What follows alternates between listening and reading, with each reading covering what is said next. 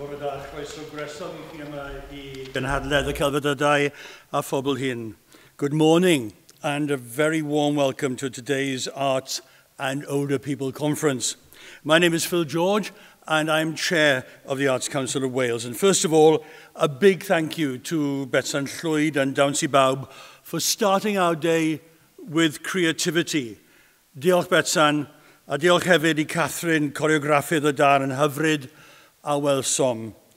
It was great to have a parable at the start of the day, a parable of everything we shall be discussing, and a parable of what aging people can find in themselves, whether they have their dancing shoes on or not. I'm delighted to see so many experts, advocates, and practitioners gathered here today, and I'm hoping to learn a lot, to be inspired by stories and reflections, and to get a clearer sense of the ways forward in developing age-friendly arts experiences for older people with a wide range of physical and mental needs and capacities. This is a room full of passion, sharp insight, and commitment.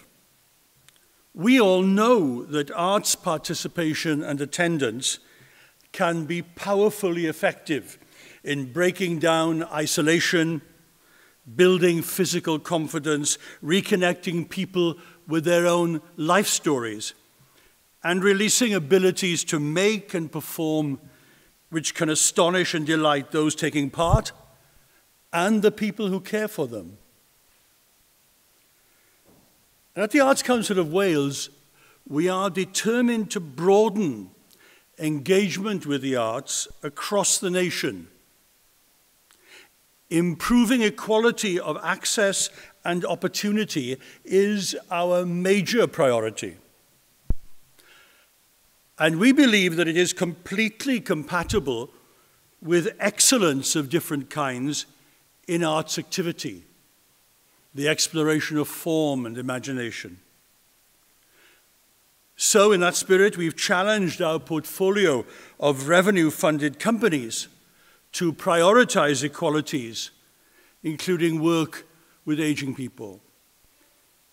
And our major national companies are fully signed up to that project and are engaged with it. And artistic integrity and excellence are always central. It will be for the artists we're supporting to work in care homes in the Ddeddf Cymru scheme in collaboration with the Baring Foundation. Just as in our creative learning through the arts program at the other end of the age spectrum, we want to see artists truly being artists, using challenging contemporary practice that's right for the context. They do not, in creative learning, become teachers monkey, nor are they social workers monkey. They work with experts in related fields, but they are artists. And that's what they bring to the table. That's what's transformative about what they do. This is also a day rich in partnerships, partnerships on which we need to build.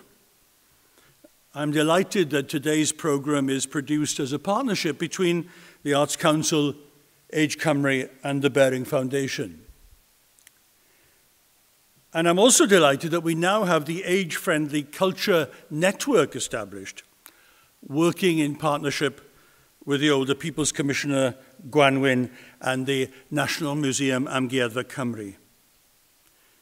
Together, we can find innovative ways of engaging with older people to improve quality of life and well-being. A last word at this point in the proceedings. Whether we're dealing with dementia support, falls prevention, loneliness and isolation, or just the release of extraordinary ability and capacity that somehow has got buried. Whatever challenges and targets we've identified, the arts are always about delight and fun, about revelation and provocation. We should, on this day and at all times, be ready to be amazed, provoked, and surprised by joy as we go on artistic journeys with our older fellow citizens. Enjoy the day. And now I'd like to introduce Paul Can, founding member of the Campaign to End Loneliness and formerly CEO of Age UK Oxfordshire, who's going to lead us through the day. Mwynhewch y diwrnod a chroeso cynnes I Paul Can.